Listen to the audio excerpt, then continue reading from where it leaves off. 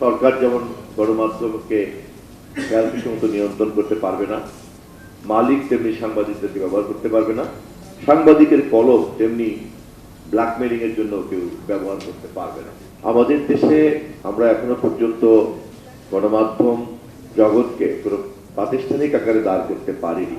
এই না পারার দায়িত্বটা স্বাভাবিকভাবেই যারা সরকার পরিচালনায় ছিলেন বা আমরা আছি, এটা রাষ্ট্র এবং সরকারের দায়িত্ব।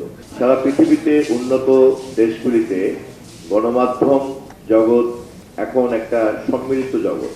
একসময় এটা ছিল কেবলমাত্র এই সরকারি প্রচার প্রপাগান্ডার জন্য একটা মন্ত্রণালয় থাকে, সে সারাদিনই সরকারের পক্ষে এক ধরনের গুণগান গিয়ে বেড়ায়।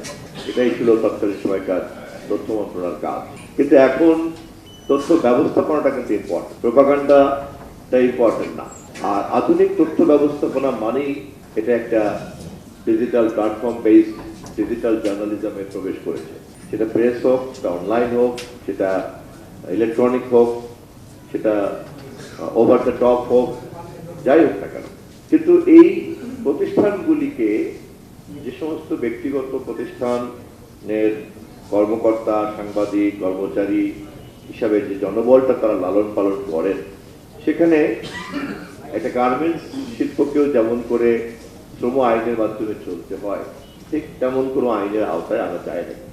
পত্রিকার লাইসেন্স দিচ্ছেন কেউ, টেলিভিশন লাইসেন্স দিচ্ছেন কেউ, কিন্তু দেখা যাচ্ছে যে তিনি যে এই লাইসেন্স পাওয়ার পরে তার বিনিয়োগ, তার জনবল নিয়োগ, তাদের চাকরির নিরাপত্তা, তাদের পেশাগত নিরাপত্তা, তাদের পেনশন, তাদের গ্র্যাচুইটি, তারপরে আপনার তার উপার্জন থেকে ডিউটি, ট্যাক্স, ভ্যাট, এই বিষয়গুলিকে যে একটা মনিটরিং এর মধ্যে আনা, এমন কোনো বিধিবিধান করা হয়নি। আবার অপরদিকে সরকার গণমাধ্যমের যে তার পক্ষে গুণগান গাইল, তার জন্য সে এক ধরনের নীতিমালা, যে গুণগান গায় না তার জন্য আরেক ধরনের নীতিমালা। আবার গণমাধ্যমে কাজ করার সুবাদে একদল এমনভাবে সাংবাদিকতা চর্চা করেন যে ভালো সাংবাদিকরা তাদের প্রতি অভিযোগ করেন।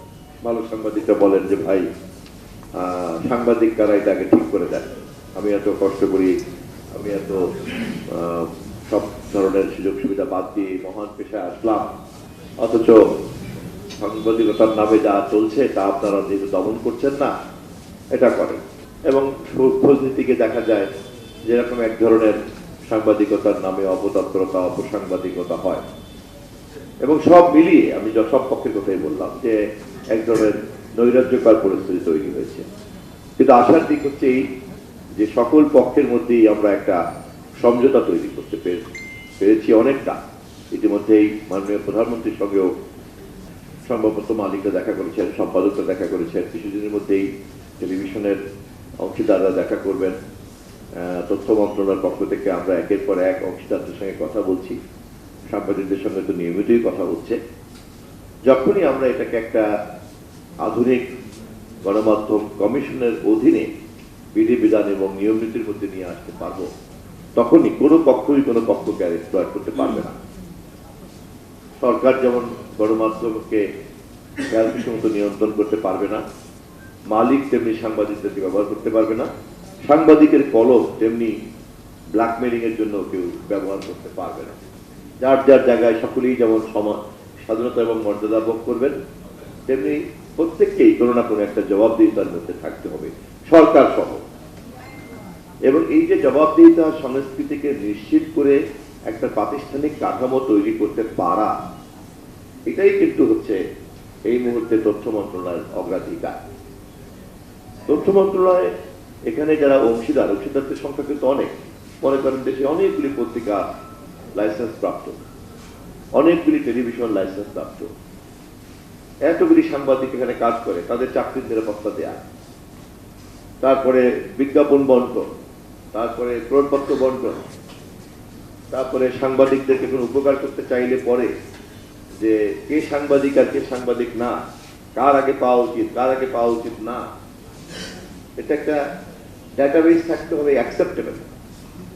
কেউ এসে বললো যে আমাকে অমুককে দিয়েছেন, দেখা গেল যাকে উপকার করেছেন আপনারা, ধরেন এই যে ন্যাশনাল লাইফ ইন্স্যুরেন্স, এখানে আপনাদেরকে তো ডিআরইউর মাধ্যমে যখন পলিসি নিয়েছেন তখন আপনাদেরকে সার্টিফাই করতে হয়েছে যে সে ডিআরইউর মেম্বার। এরকম কোনো না কোনো কর্তৃপক্ষ তো থাকতে হবে।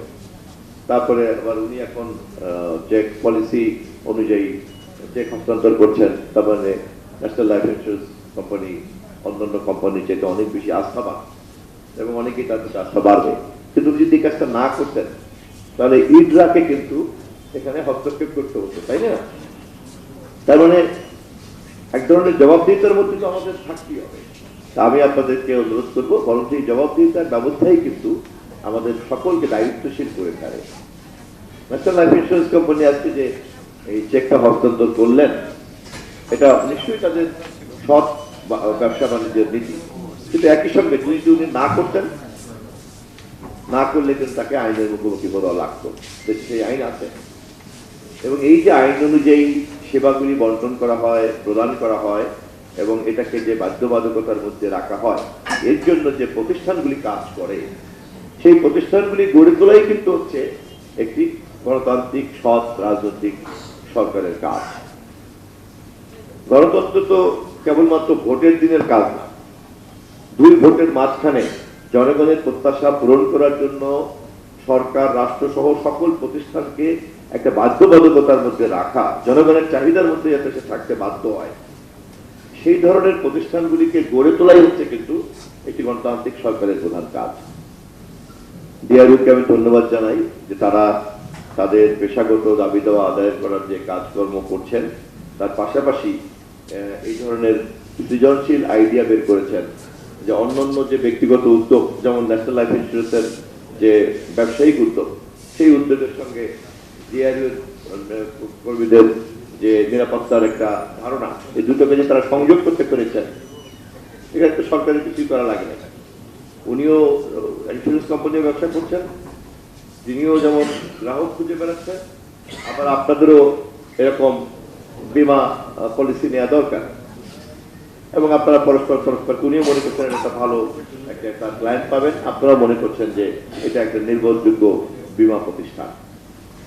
কারো কিছু না থাকা সূত্রে করতে এই কাজটা করা হচ্ছে। আজকে দুজন পেলেন, ভবিষ্যতে যারা করেছেন তারাও পাবেন। এইভাবে আপনাদেরকে আমি অনুরোধ করবো, একদিকে আমরা সাংবাদিকদের পেশাগত নিরাপত্তা বিধান করার জন্য যে আইন বিধিবিধানগুলির দিকে আমরা যাচ্ছি সকলকে সাথে নিয়ে, সে ব্যাপারে নিয়ে ডিআরইউ সহযোগিতা করবে। অপরদিকে যে এই ধরনের ব্যক্তিগত যে উদ্যোগগুলি সমাজে বিরাজ করে, সেই সমস্ত উদ্যোগের মধ্যেও আপনাদের কি কি সম্ভাবনা আছে সেগুলি কিন্তু আপনারা কাজে লাগাবেন।